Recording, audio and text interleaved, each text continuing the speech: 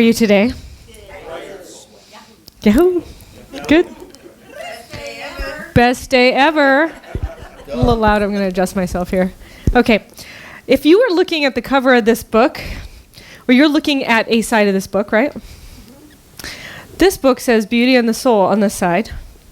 Now, if I were to have a conversation with you, and I were to say, you know, I think this book says that beauty is all around us, and really it is a self-help inspirational book. And yeah, it's actually just black and white. Would you agree with me? No. Because you're seeing not black and white, and what you're reading on that side is not the same thing as what I'm reading on this side. Correct? So when I see this book, I see this side. When you see it, you see this side. Now, are we talking about different things? No. It's the same book. And that's exactly what Neil was talking about in perspective. When we're trying to create a world that works for everyone, we're all looking at the same book. But we might be seeing from different perspectives what we're seeing. But that doesn't mean that because I'm looking at the back and you're looking at the front that I'm right and you're wrong. Maybe we're both right. Nah. Maybe it's possible that really in this world that works for everyone, there are several perspectives of looking at the very same thing. And it could be that we can make workable situations out of different perspectives. It could be that it's okay for me to enjoy the back of the book, and it's okay for you to enjoy the color and the beauty at the front of the book. But that doesn't make you wrong for enjoying the beauty and the color of the front of the book and me just enjoying the back of the book. And that's how I want to look at my life. And I want to recognize the diversity that's going on in this world. It's an amazing diversity.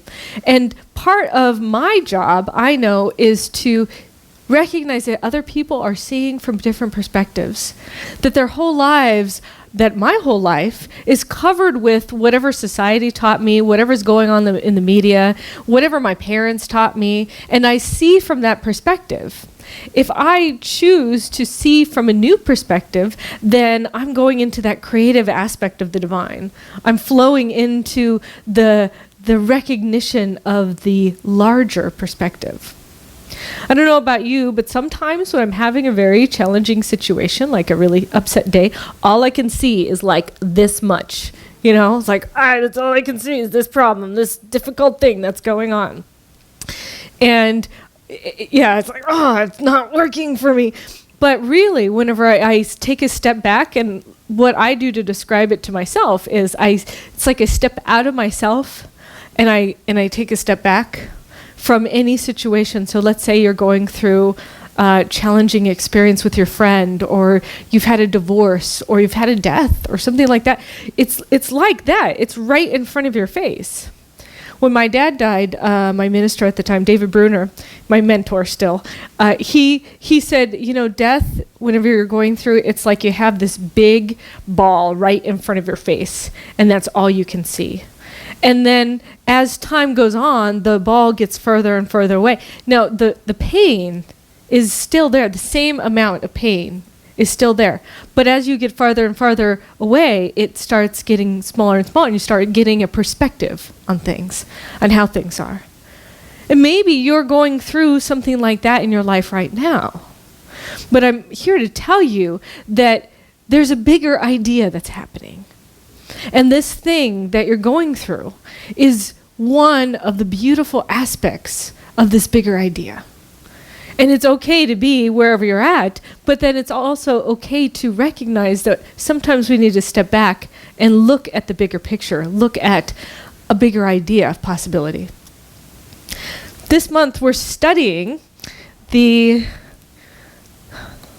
let's see, it is about beauty and creativity. Where did it go? Okay, this week is we see a world which has renewed its emphasis on beauty, nature, and love through the resurgence of creativity, art, and aesthetics. We got these different weekly topics off of two documents. One is the Global Vision, which is what Centers for Spiritual Living has as a guiding vision, a group of principles, I want to say, that we want to see manifest in our lifetime.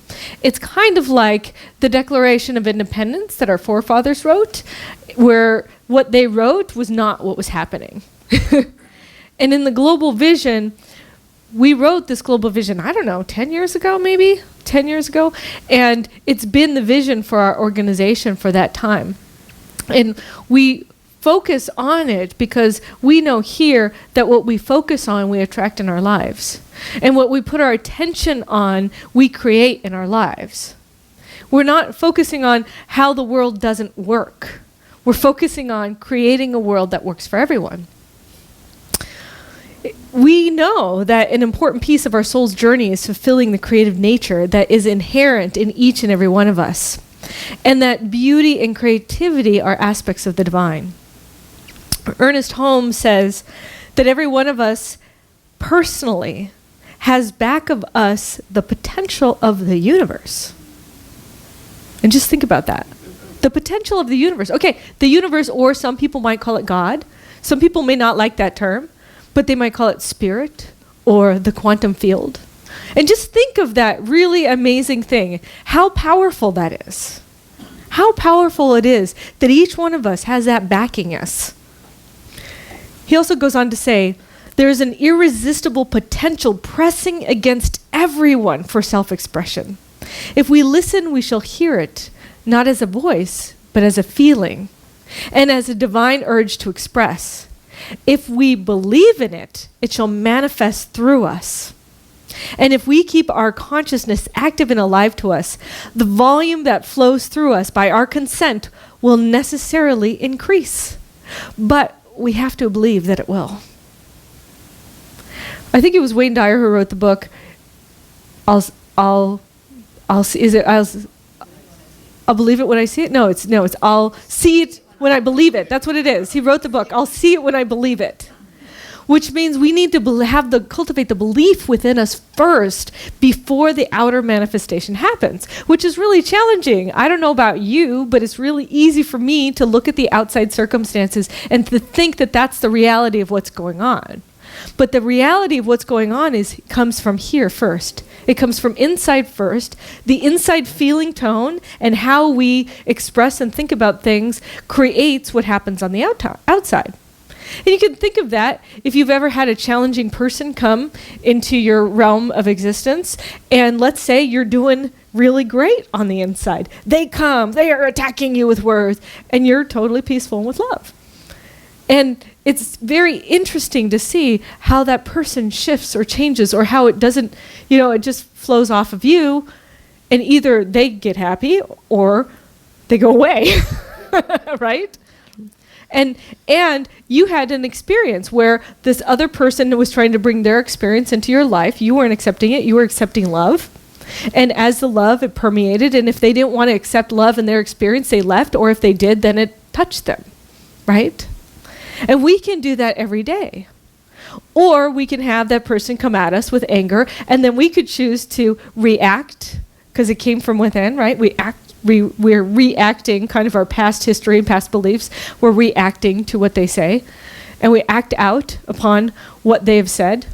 And then we've created a new experience for ourselves, because each and every experience is individualized.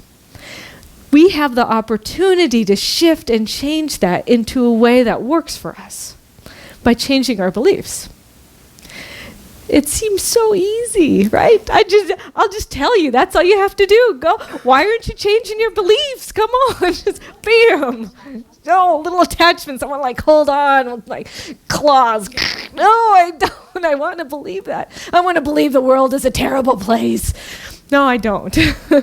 I want to believe that the world is a good place. And oftentimes, whenever different situations and people come at us, then that's our opportunity to reshift our beliefs and what we're saying to ourselves, our internal dialogue. They say that the only way to change your belief is through two things. One is through a dramatic event, so it might be a death or a car accident or something traumatic. And the second thing is by repetition. That's the only way you can change your belief. And that's why we encourage affirmations, prayers. We encourage people to hang out amongst other people in this organization, because we start getting that energetic permeating our very being. Like when you start getting around happy people, it gets contagious. The happiness and the love here is contagious. Did you know the happiness and love is contagious? By the way, it is absolutely contagious. Happiness and love is contagious. And as you get into this vibration of happiness and love, you repeat the things that are supportive to yourself. I live in a peaceful world. I'm grateful that the more and more I look around, I see more and more peaceful things happening. I'm so grateful to witness all of the amazing beauty that's around me. Hafiz, one of my favorite poets. Hafiz is a Sufi, by the way, and Sufis are Muslim. I just want to make that very clear. There's been a lot of media coverage about Muslims, and I just want to say that is not the essence of that religion is so beautiful. It's so kind and loving. And Hafiz has this poem called "The Lute Will Beg." You need to become a pen in the sun's hand. We need for the earth to sing through our pores and our eyes. The body will begin again to become restless until your soul paints all its beauty upon the sky. Don't tell me, dear ones, that what Hafiz says is not true, for when the heart tastes its glorious destiny and you awake to our constant need for your love, God's lute will beg for your hands. I love that. The lute will beg. Yeah. One of my favorite movies is American Beauty.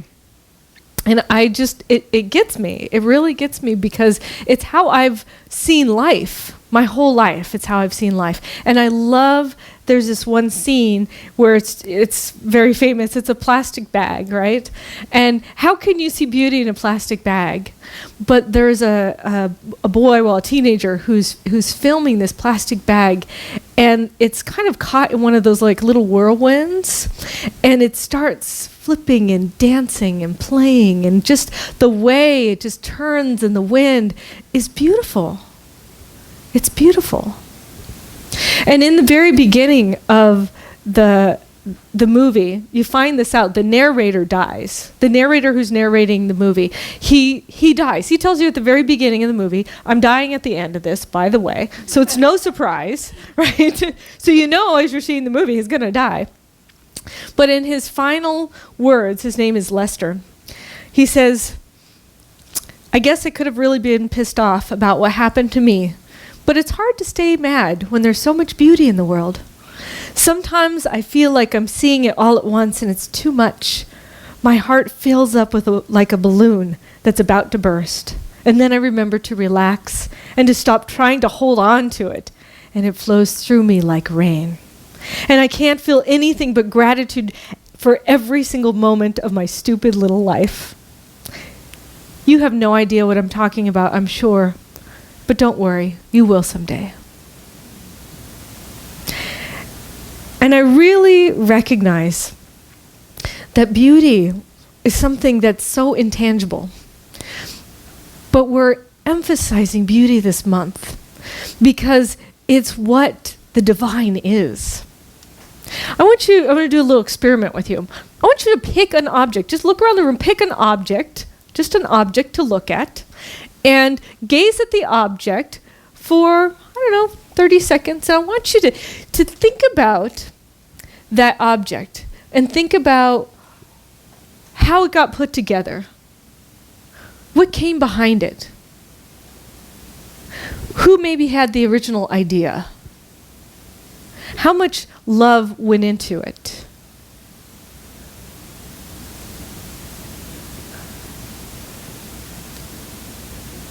All right, now come back to me. Now, what did you notice?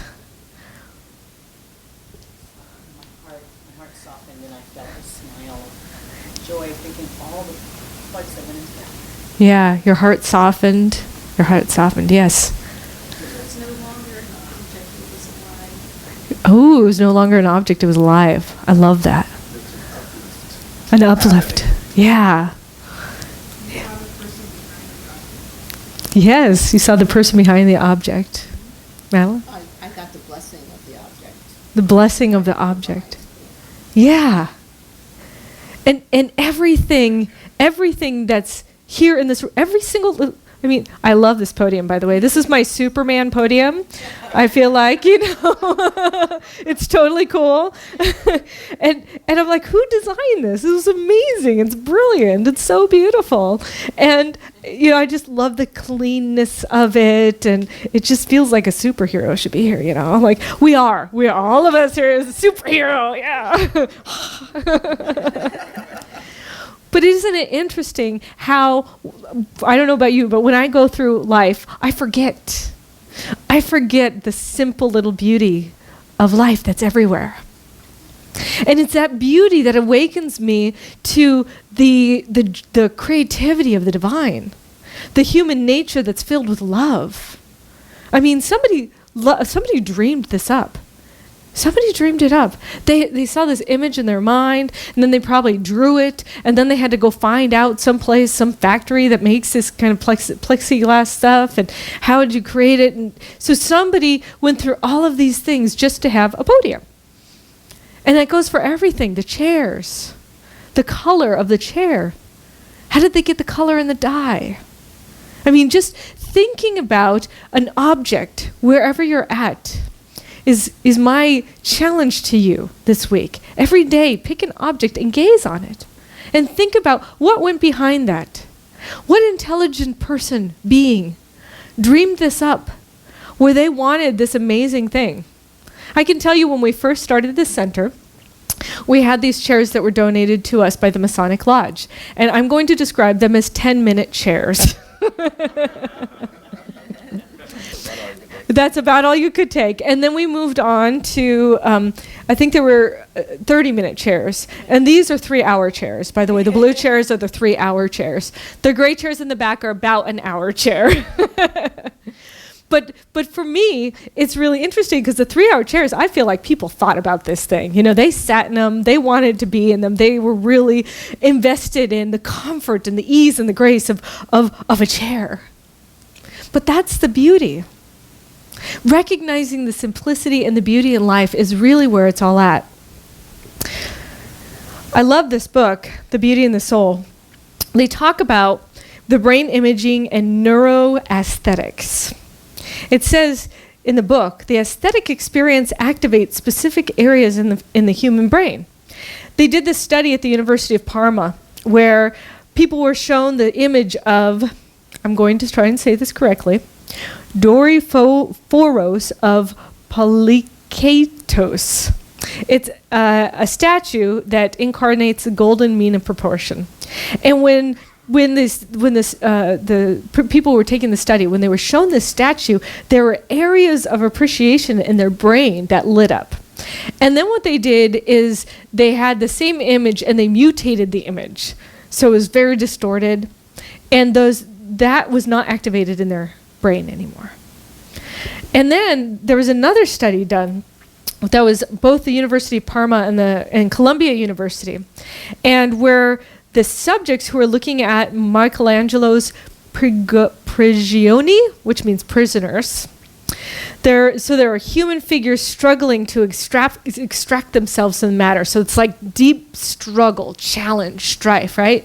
And when they were looking at these statues, the people were the brain had recognition of the activation of the same muscles that are apparently at work in the statue itself. Yeah, the mirror neurons activated the same thing in the people that the statues were doing. Now just take this on. Now, what about all the violence that we see on TV?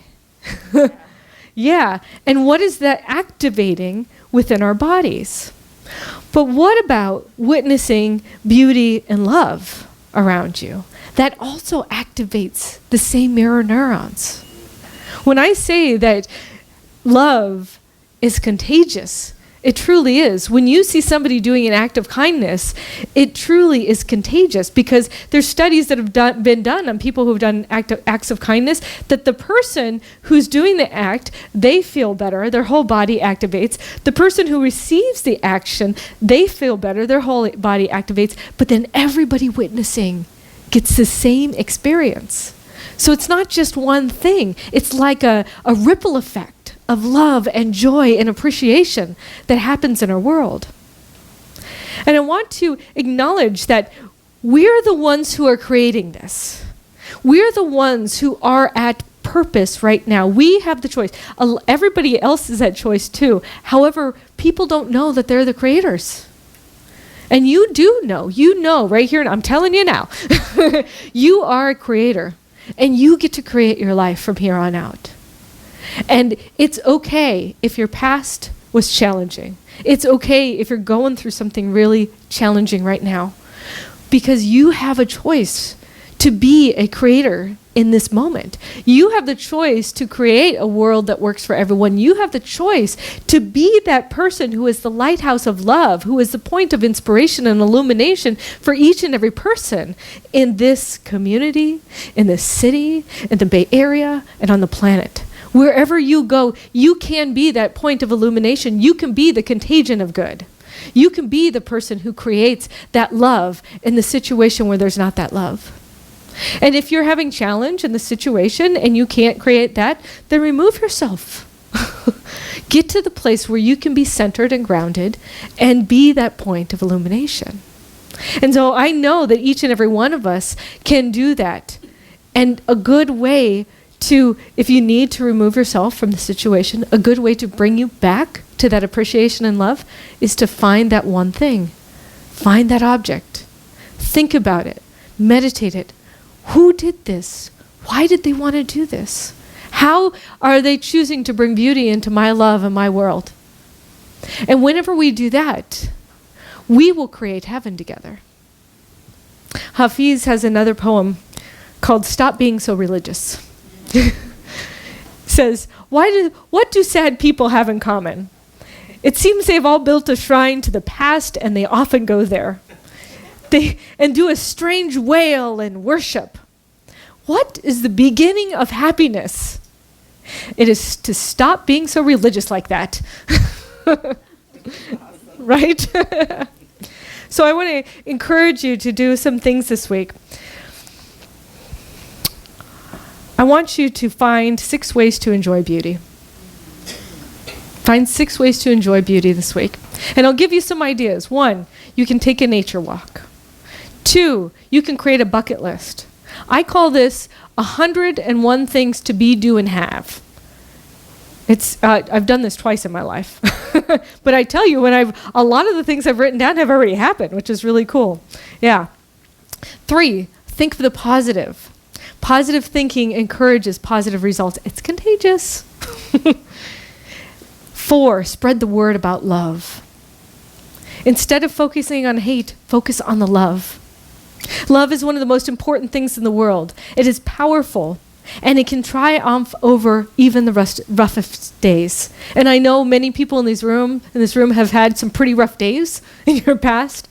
And just think about what are the things that have helped you triumph over that. And I bet you anything, it has to do with love. It has to do with love. 5, don't worry, be happy. Engulf yourself in positive music. For instance, that's a great song, Don't Worry, Be Happy. Or you could do You Belong With Me from Taylor Swift. Or you could do What I Got from Sublime. Or how about What a Wonderful World by Louis Armstrong. And the 6th thing that I want to challenge you to do is to immerse yourself in beauty. Hang beautiful pictures everywhere you are. Decorate your house in a peaceful way. Google or search like small fuzzy animals to look at during your day. Kittens and puppies are amazing, but so are squirrels and other fuzzy animals are amazing. Esther the Wonder Pig. Esther the Wonder Pig, okay. We'll have to look that one up. So remember that whenever you see beauty, you become beauty. When we choose happiness, beauty is everywhere. And when we look for ways to express our creative nature and connect with beauty, we will also reveal more of what nature is through us. So I'm just going to ask you this. What are you going to do? What are you going to do to add beauty into your life? And take that on this week. To be the point of inspiration, to be the point of beauty, and to see the beauty everywhere you are. And we're going to make this happen. We're going to be the catalyst for creating a world that works for everyone. So will you join me? Yes. Yes. All right, let's pray.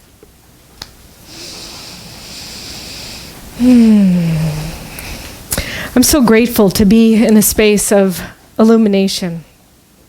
To know that right here and right now, that this is a space that God created, that the infinite created, that beauty created. It created this time point continuum for each and every one of us to see and be a part of that we that is the beauty. I know that life shifts from me to we whenever I recognize the beauty that is around me, the love that is deep and inherent within my soul. I know that the infinite one is made of love. And so I surrender all of my past. I surrender all of the things that I perceive are wrong about me or that I've done. And I release that with forgiveness and love. And I step into a new idea of possibility. I step into a new emergence where I am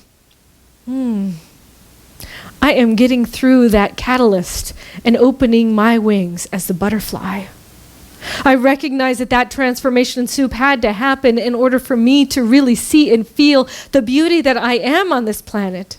And I know that as I tap in and tune into who I really am, that each and every person does here as well. And that we create a wildfire of love. That we are lighthouses of inspiration, that we are a new catalyst for transformation for each and every person on the planet. And we are the bearers of love. We are the activists of happiness. And I know that it is contagious, and so I declare that this contagious is like a virus. It spreads throughout the world, and we can only help ourselves from being happy and joyful and gleeful and wonderful and magnificent. And so I just step into that idea of possibility, knowing it is happening right here and right now through each and every one of us. And as I open to that, I say yes. I am grateful. I honor this truth, this beauty, this love that is pouring itself through me like a waterfall. And I rest into it easy and effortless. And I let go into that bliss, allowing it to take my life this week and to transform it into beauty everywhere. I am grateful, honored, and humbled to be a part of it. Thank you, God. Thank you, Spirit. Thank you, universe. I am grateful. I let this go and let it be, and so it is. So it is.